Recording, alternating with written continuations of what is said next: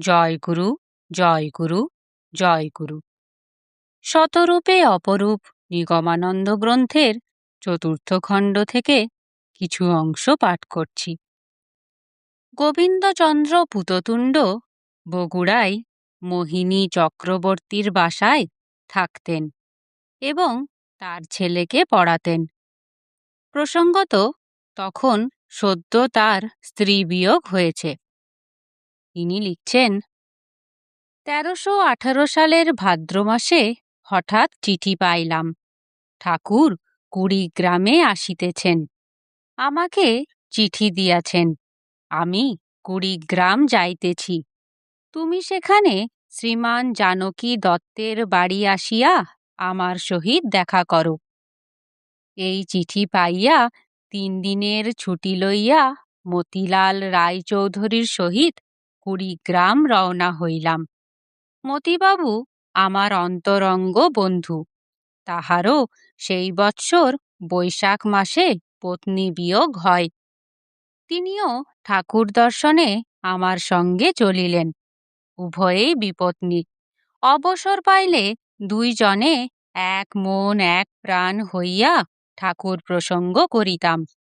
যখন গাড়িতে উঠি তখন মনে মনে ঠাকুরকে প্রণাম করিয়া বলিলাম, ঠাকুর, এরূপ জীবনযাপন আর ভালো লাগে না। হয় সন্ন্যাসী করো, না হয় সংসারী করো। যাহা হোক, গাড়ির মধ্যে মতিবাবুর সঙ্গে ঠাকুর প্রসঙ্গ করিতে করিতে আনন্দিত মনে যথাসময়ে কুড়িগ্রাম পৌঁছিলাম। তখন ঠাকুরের স্নান হইয়া গিয়াছে, কেশবিন্যাস হইতেছে। ঠাকুর গড়গড়ায় তামাক খাইতেছেন। আমি যাইয়া ঠাকুরকে প্রণাম করিতেই তিনি বলিলেন, তোমাকে বিবাহ করিতে হইবে। মতিবাবুর দিকে তাকাইয়া বলিলেন, মতিবাবু, শীঘ্র উহার একটা বিবাহ দিও তো। মতিবাবু তো শুনিয়া অবাক, কেননা ইতঃপূর্বে মতিবাবুর সঙ্গে ঠাকুরের দেখাশুনাই হয় নাই। ঠাকুর তাহার নাম জানিলেন কি রূপে?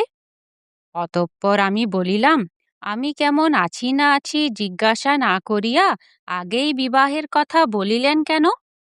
উত্তরে ঠাকুর একটু মুচকি হাসিয়া বলিলেন, তুমি কেমন আছো তা তো আমি জানি, কাজেই তোমার বিবাহের কথাটাই বলিলাম। ভোগ গ্রহণের জন্য ঠাকুর উঠিয়া গেলেন।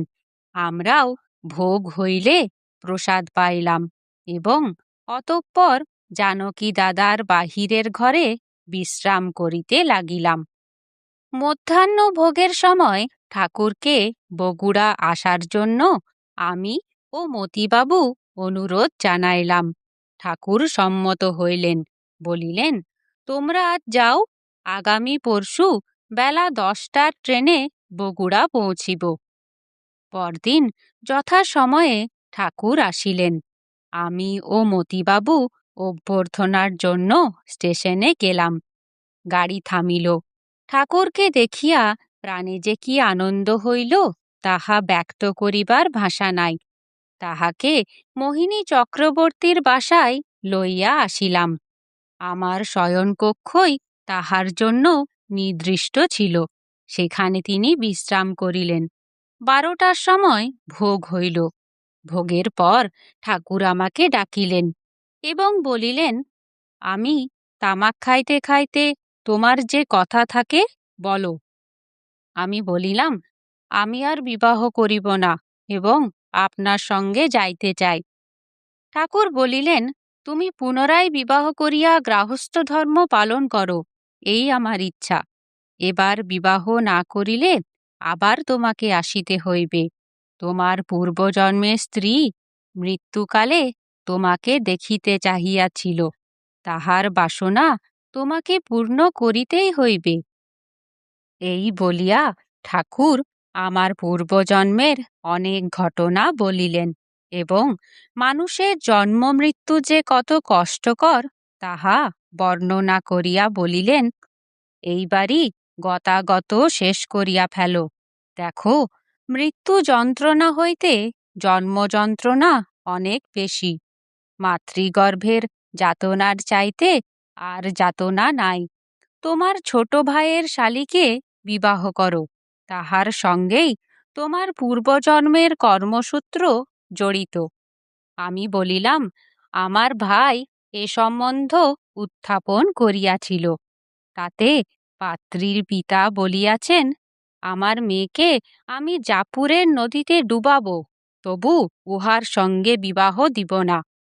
ঠাকুর বলিলেন, ও কথা বলিলে কি হয়, দেখিও এটাই হইবে। আমি নতমস্তকে স্বীকার করিয়া ঠাকুরকে প্রণাম করিয়া প্রসাদ নিতে গেলাম। ঠাকুর বিশ্রাম করিতে গেলেন। শ্রী শ্রী ঠাকুর চলিয়া যাবার পরই চিঠি পাইলাম যে আবার আমার বিবাহের কথা হইতেছে।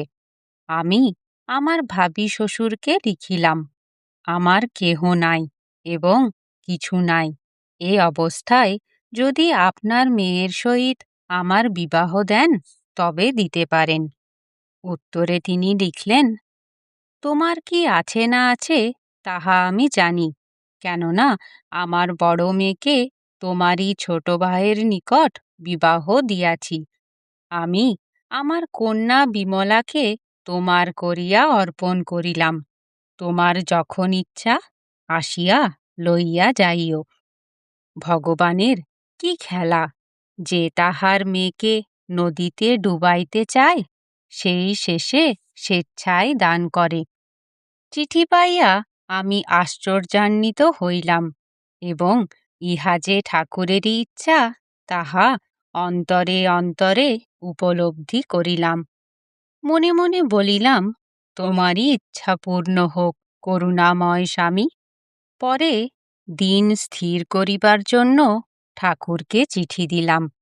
তিনি লিখিলেন, শুভ বিবাহের দিন কোনো ভট্টাচার্য দ্বারা দেখাইলেই ভালো হয়, তবে আগামী 26শে অগ্রহায়ণ 2টি লগ্ন আছে, উহার যে কোনোটিতে তোমার সুবিধা হয় শুভ কার্য শেষ করিয়া আমাকে চিঠি দিবে।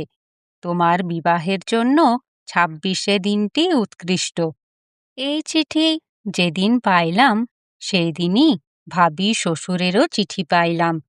তিনি লিখিয়াছেন, 26শে অগ্রহায়ণ শুভ বিবাহের দিন স্থির করিয়াছি, তুমি যথা সময়ে আসিয়া পৌঁছিবার বাধা করিও না। জয় গুরু।